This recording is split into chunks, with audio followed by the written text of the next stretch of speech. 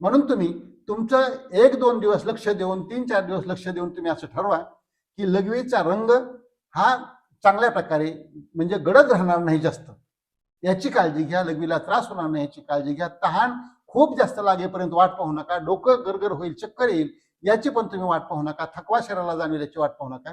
जसं आपण सांगतो की जेवण थोडं थोडं 3 वेळेला करणं, हे प्रत्येक व्यक्तीसाठी कसं असतं, कुठलेही तुम्हाला आजार असू द्या, तुम्हाला बीपीचा त्रास असू द्या, साखरेचा त्रास असू द्या, कसलेही त्रास, काय होतं की 3 वेळेला तुम्ही थोडं थोडं खाल्लं की त्याच्या कॅलरीज शिल्लक राहणार नाही. फक्त एकच पथ्य पाळलं पाहिजे की 2 खाण्यामध्ये 2 वेळच्या त्याच्यामध्ये अंतर 6 तासापेक्षा जास्त पाहिजे. म्हणजे सकाळचं खूप खूप लवकर खावं लागतं.